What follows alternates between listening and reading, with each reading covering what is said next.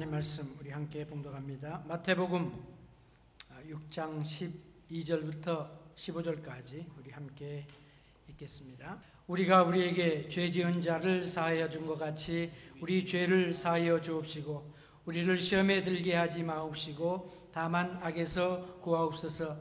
나라와 권세와 영광이 아버지께 영원히 있사옵나이다. 아멘. 너희가 사람의 과실을 용서하면 너희 천부께서도 너희 과실을 용서하시려니와 너희가 사람의 과실을 용서하지 아니하면 너희 아버지께서도 너희 과실을 용서하지 아니하시리라. 아멘.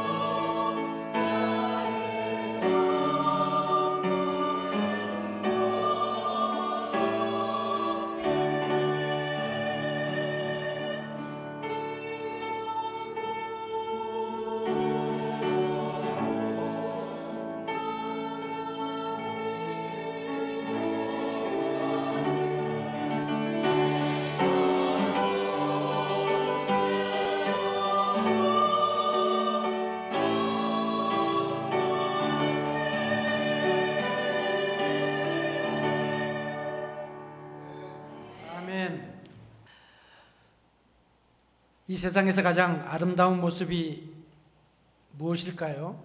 그것은 용서하는 모습일 것입니다. 이 세상에서 가장 추한 모습은 용서하지 않는 모습이라고 말할 수 있습니다. 용서가 없는 관계, 유지될 수가 없습니다. 용서가 없는 가정이 아니라 지옥을 경험하게 될 것입니다. 용서가 없는 그런 우리의 관계는 지옥의 예행 연습이 될 것입니다. 그래서 주님께서 오늘 주기도문 가운데서 사죄를 위한 기도, 죄의 용서를 위한 기도를 가르쳐 주셨습니다. 우리의 죄를 사하여 주옵소서라고 하는 이 기도는 생명을 얻는 그런 기도입니다. 오늘 우리가 읽은 12절 말씀, 그 말씀을 보면 두 가지 진리를 발견하게 됩니다. 첫 번째, 우리는 하나님의 용서를 받아야만 사는 그런 존재라고 하는 것을 말씀하고 있습니다. 더 나아가서 우리는 하나님의 용서를 받아야 되는 사람일 뿐만 아니라 서로 용서하면서 살아가는 그런 존재인 것을 또한 증거해 주십니다. 우리가 죄 용서함을 받는, 하나님께 나의 죄를 용서함 받는 부분에 대해서는 우리가 당연하게 생각하고 또 사모하고 즐거워하는 그런 부분이라고 말할 수 있습니다. 그러나 두 번째 파트인 우리에게 죄 지은 사람을 용서하는 것은 어렵게 우리가 느껴지게 됩니다. 오늘 말씀을 통하여 진정으로 축복된 삶이 무엇인지를 우리가 다시 한번 생각해 보고, 그리고 가장 능력 있는 복된 삶을, 성도의 삶을 살게 되시기를 진심으로 소원합니다. 먼저 용서하는 생활을 하려면은, 용서하는 삶을 살아가기 위해서는 하나님의 용서를 받아야 됩니다. 최고의 축복된 것은 용서를 받는 것입니다. 모두가 원하는 것이죠. 하나님의 용서를 받는 삶, 이것은 참 복된 것입니다. 하나님의 용서, 하나님의 은혜를 힘입는 그런 삶입니다. 우리가 성경을 보게 되면 성경은 창세기부터 시작해서 요한계시록에 이르기까지 성경의 첫 번째 장부터 마지막 장까지 그 죄의 용서함에 대하여 말씀하고 계십니다. 성경은 우리가 얼마나 죄인인 것을 보여줍니다. 그리고 우리의 죄가 우리를 얼마나 괴롭게 하고 우리의 인생을 얼마나 파괴하고 파멸시키는지를 성경이 보여주십니다. 그리고 우리가 정말 궁극적인 하나님의 은혜와 행복을 누리기 위해서는 죄의 문제가 해결되지 않으면 소망이 없다고 하는 것을 가르쳐주고 계십니다. 우리의 죄의 문제를 어떻게 해결하게 됩니까? 죄의 문제는요, 우리 인생을 죽이는 것입니다. 죄의 싹은 사망이라고 했습니다. 모든 인생이 괴롭고 힘들고 어려운 삶의 고난 속에 살아가는, 전쟁 속에 살아가는 그 이유가 무엇이냐? 그것은 바로 우리 가운데 있는 나의 죄 때문이고, 우리의 죄 때문이고, 우리의 또한 국가적인 죄고 민족의 죄 때문이라고 하는 사실을 우리가 깨닫게 됩니다. 죄 용서함을 받아야 되는데 하나님께서는 우리 죄를 용서해 주시기를 즐기시는 분입니다. 하나님은 용서하기를 원하십니다. 용서하기를 기뻐하십니다. 하나님은 용서를 잘해 주시는 그런 분입니다. 그래서 우리가 언제든지 예수 그리스도의 이름으로 나를 위해서 모든 죄의 값을 다 지불하신 하나님의 그 사랑, 예수 그리스도의 그 사랑, 십자가를 생각하고 하나님께 나아가서 우리의 죄를 용서해 주실 것을 구하면 하나님께서는 언제든지 우리를 용서해 주신다고 약속해 주셨습니다. 죄 용서함 받아야 하나님의 은혜가 임하고, 죄 용서함 받아야 구원을 받고, 죄 용서함 받아야 성도다운, 하나님의 백성다운 삶을 우리가 살아갈 수 있게 되는 것입니다. 그래서 하나님께서는 우리에게, 예수님께서 우리 죄를 사하여 주옵소서라는 기도를 우리가 하도록 그렇게 명령하셨습니다. 우리가 하나님 앞에서 하나님, 나의 죄를 사하여 주십시오, 우리 죄를 사하여 주십시오 라고 우리가 기도할 때에 하나님의 대답이 무엇입니까? 하나님의 대답은요, 언제나 항상 우리의 죄를 용서해 주신다고 약속해 주셨습니다.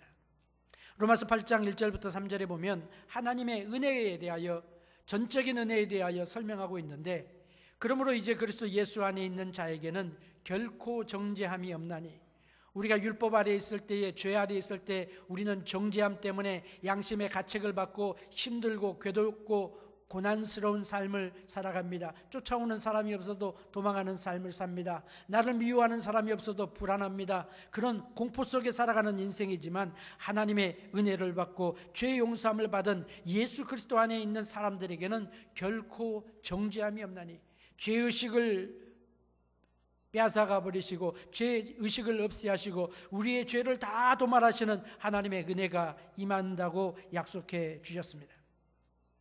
하나님께서 우리를 용서하시는 용서하심이 어떻습니까? 하나님이 나를 어떻게 용서하셨습니까? 하나님의 용서하심은요, 진정으로, 진정한 마음으로, 진심으로 용서해 주시는 것입니다. 하나님은 우리의 죄를 용서하기를 즐기시는데, 용서하는 것 동시에 우리의 죄가 무엇인지를 하나님께서 잊어버리시겠다고 했습니다.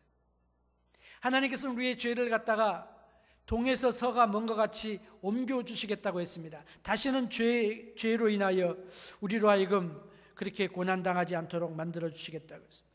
하나님 우리의 죄를 사하시는데 시편 103편 3절에 보니까 저가 내 모든 죄악을 사하여 주신다고 했습니다.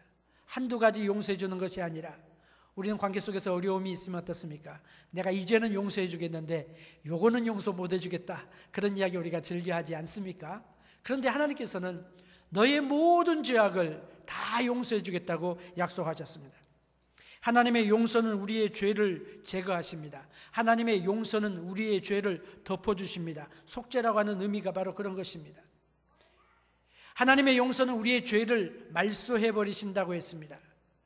그래서 이사야 43장 25절에 보면 나 곧 나는 나를 위하여 내 허물을 도말하는 자다. 도말한다고 하는 그 말은요, 마치 뭐와 똑같냐면요, 빚진 사람이 빚을 지잖아요. 그래서 채권 증서를 써주고 돈을 빌립니다. 그런데 채권 증서가 항상 나를 괴롭히죠. 이 세상에서 가장 힘든 생활이 뭐냐? 빚쟁이에게 빚의 독촉을 받는 것입니다. 빚진 자가 되어서 그냥 돈을 계산해 줘야 될, 이자를 갚아야 될 그날을 기다리는 삶이 얼마나 힘든 삶인지 경험해 보신 분들은 아마 아실 겁니다. 그런데 이 나의 빚을 갖다가 돈을 다 대신 지불하고 그 지불 증서에, 그 채무 증서에다가 빚이 갚아졌다, 지불되었다 라고 빨간 줄로 쭉쭉 그어서 완부를 했다고 써주는 것과 같은 그런 은혜가 바로 하나님께서 우리의 죄를 말소해 주신다고 하는 것입니다.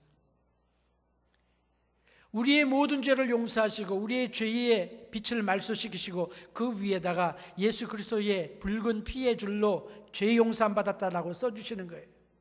그것이 바로 예수님께서 십자가에 달려 돌아가시면서 하셨던 다 이루었다는 말씀의 의미가 바로 그런 것 아니겠습니까? 하나님의 용서는 어떤 것입니까? 우리의 죄를 흩어지게 하겠다고 했어요. 마치 내가 내 허물을 빽빽한 구름이 사라진 같이, 내 죄를 안개에 사라진 것 같이 다 도말했다. 아침에 안개가 자욱해서 이게 뭔지 아무렇게도 보이지 아니하는 그런 것인데, 해가 뜨게 되면요 모든 안개들이 다 사라지는 것 같이 우리의 죄를 갖다가 다 흩어지게 하시겠다, 도말하시겠다고 말씀하셨어요. 하나님이 우리의 죄를 없애시는데 마치 우리의 죄를 갖다가 저 깊은 바다에다가 갖다가 던져 넣어주는 것 같아요. 다시 한번 그 깊은 바다에 집어 던지면은 다시 나오지 않은 깊은 바다에, 아무도 들어갈 수 없는 그런 바다에, 뭐 10,000m 이상 되는 그런 해저의 깊은 계곡들이 얼마나 많이 있습니까? 거기에다가 던져버리셔서 다시는 우리의 죄를 기억하지 않는다고 하는 것입니다. 하나님의 용서는 어떤 것입니까? 하나님의 이 모든 용서는 예수 그리스도의 보혈을 통하여 주시는 것입니다.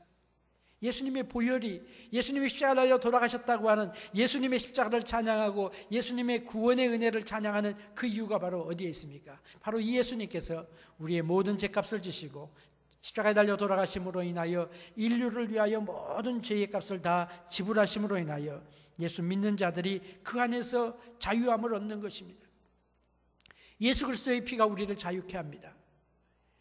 성경에 보면 이스라엘 백성들이 애굽에서 종노릇하게 되는 세월이 있었습니다. 그들은 능력이 없었습니다. 고난을 받는데 너무너무 고통이 심한 거예요.